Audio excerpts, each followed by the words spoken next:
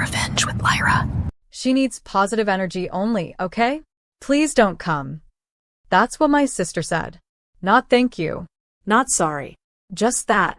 After I spent $16,000 of my savings to cover her daughter's emergency surgery. Hi.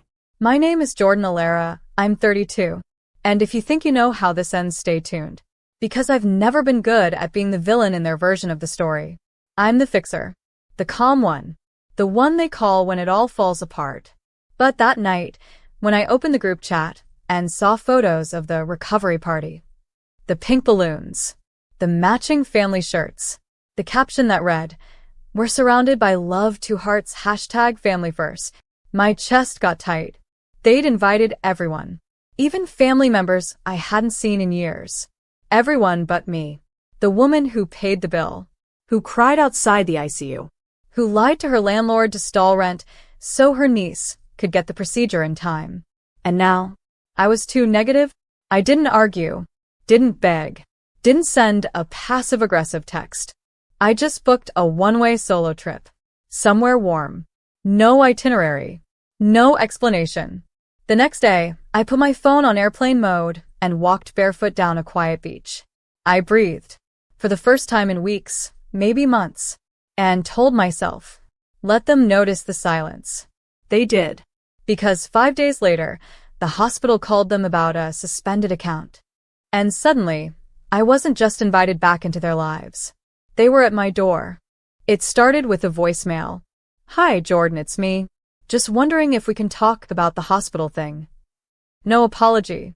No, thank you for paying. Just the hospital thing. I didn't respond. Then came the group text. My mom.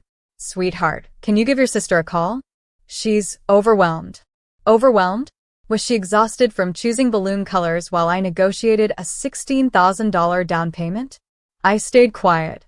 That's when the hospital billing department finally sent the family the second invoice. The first had been in my name. The second, redirected to my sister's account. Apparently, she'd insisted on being listed as the guardian for legal reasons. Oops. That new bill? $4,650, due immediately. Because my last transfer had been reversed. I'd called the hospital from the airport. Explained the situation with brutal clarity. I was emotionally manipulated into covering costs. I've withdrawn financial consent. Kindly remove my name from all future correspondence. They did. Now it was on her. And she wasn't ready for that. 14 missed calls in 2 hours. 3 different family members trying to guilt-trip me with soft voices and vague shame. "Jordan, it's not the time for drama. She's going through so much. Family doesn't keep score." But I did. I'd kept score for years. Every borrowed dollar. Every canceled weekend. Every time I covered rent while they posted brunch photos. Now, the silence was loud.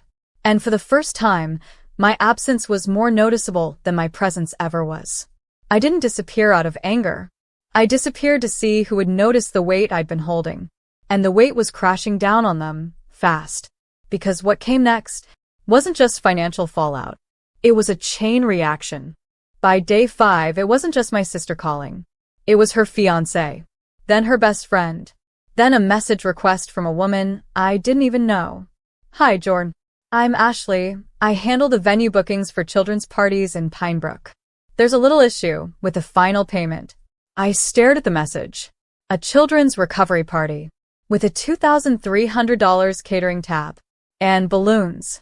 And a magician. All charged, guess where? The same credit card I'd canceled mid-flight. They'd booked it before asking me. Just assumed I'd handle it. Now vendors were demanding payment. The venue was threatening small claims court, and everyone was realizing the Bank of Jordan was closed. Then came the worst blow. A blog post. From the hospital's charity partner. They'd shared a photo of my niece in recovery, smiling, strong, along with a caption.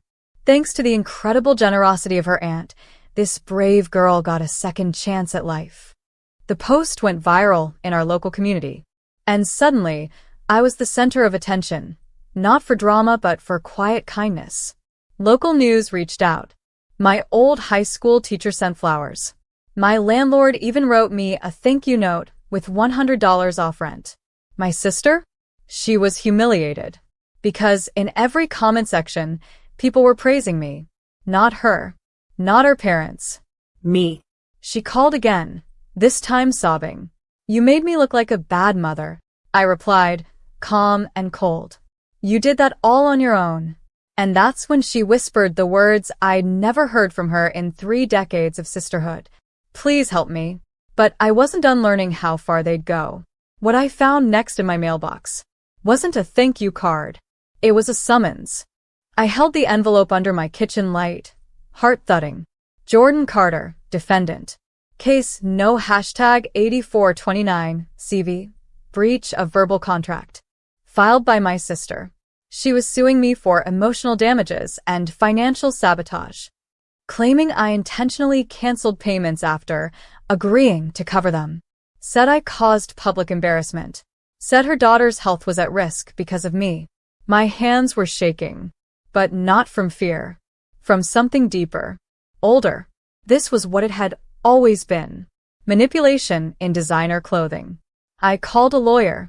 A pro bono women's legal clinic handled the first consultation. They read the claim and laughed out loud.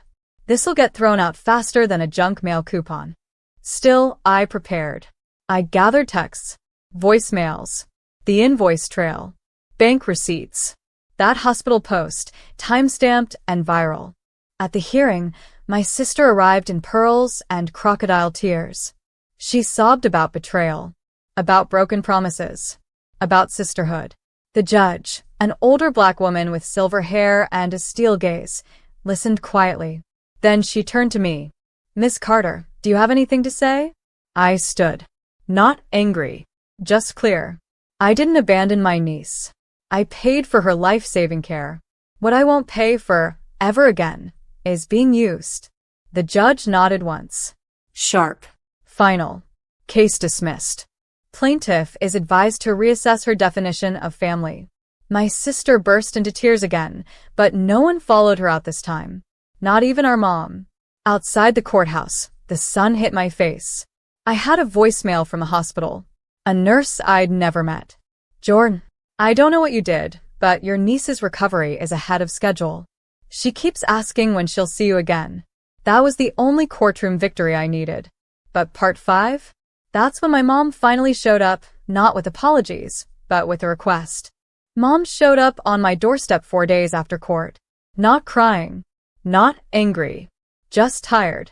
A silk scarf draped around her shoulders like a peace flag. I don't want to fight, she said. I just want to talk. I didn't step aside. I waited. Then she reached into her purse and pulled out a folded paper.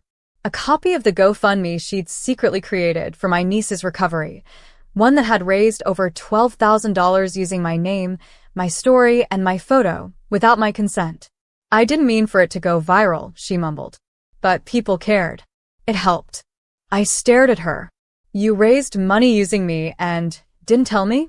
She flinched, then tried to justify. It was for your niece. You said you didn't want to help anymore.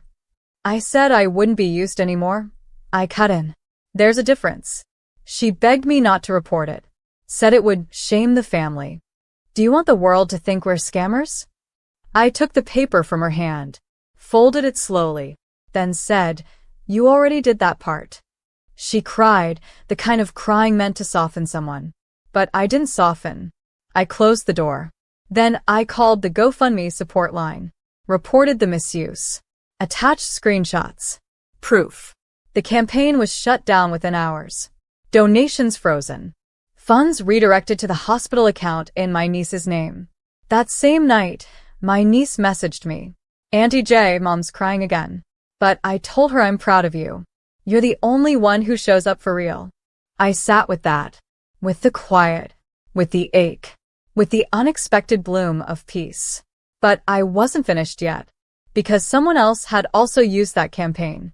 And part 6 is when I found out who. It started with an email. Subject line. Urgent, GoFundMe press inquiry. I blinked. Inside was a note from a journalist who'd seen the now-deleted fundraiser. They were doing a feature on viral donation scams and had questions, including why the campaign had linked to a local real estate business as its withdrawal account. Wait, what? I read it twice. Then opened the cached fundraiser page. Scrolled to the fine print. And there it was. The connected withdrawal account didn't say my mom's name. It said, Sterling View Realty, LLC. My sister's husband's company. Ezra. Of course. I knew they'd always been close. But this? Using my niece's pain. My contribution as a front for their own gain? My hands shook as I opened my banking app. Cross-referenced the wire I'd sent the hospital. I hadn't noticed it then, but the account number wasn't the one I had on file for billing. They'd rerouted the funds. Through manipulation. Through back-end changes. And through me. They had likely paid part of the bill. Enough to keep me quiet. But the rest? Siphoned. It wasn't about my niece anymore. It was about laundering compassion into a profit. And suddenly, the party I hadn't been invited to, the unspoken cold shoulders, it all made sense. I wasn't bad energy. I was inconvenient. Because people who pay attention notice where the money flows. That night, I wrote a letter. Not to my sister. Not to Ezra. But to the local district attorney's office, attaching all the evidence. The silence that followed wasn't peaceful. It was the kind that builds before a storm. By morning, the silence had cracked.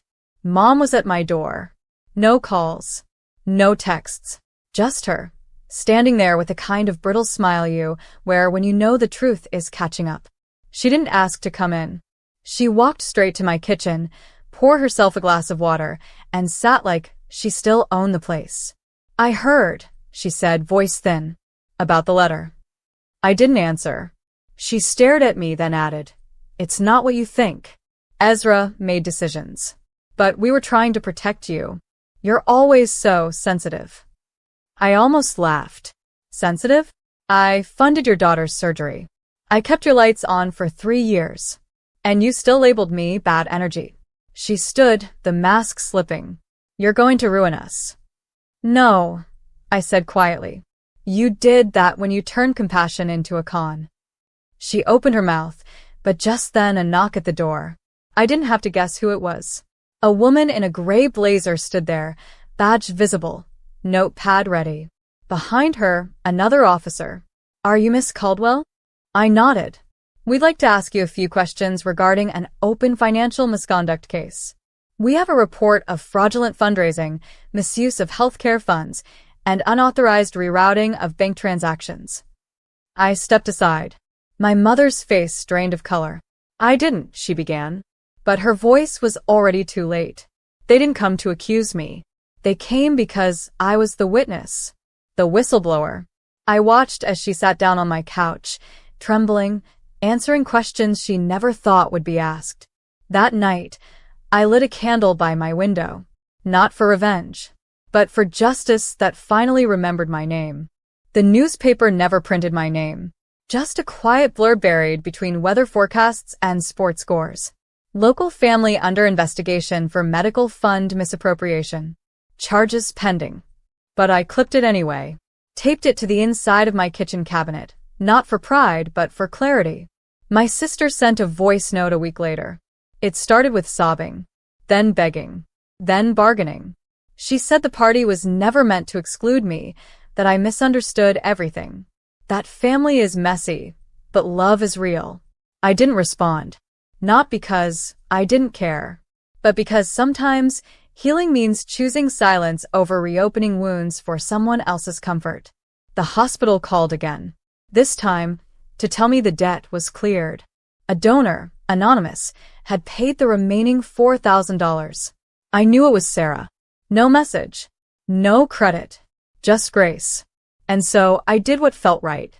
I took the money I'd saved for next month's rent and booked a tiny cabin by the lake. Just me, a journal, and an old paperback I hadn't touched in years. On the first morning there, I brewed my own coffee, walked outside barefoot, let the light fall across my face like forgiveness. No texts, no guilt, no titles like The Outsider. Just me, the woman who used to beg for a seat at the table, now building her own table beneath a sky too wide to be owned. As the wind kissed the pine trees and silence wrapped around me like a soft coat, I whispered, "You'll never steal my peace again. They say healing is loud." But mine? It arrived in the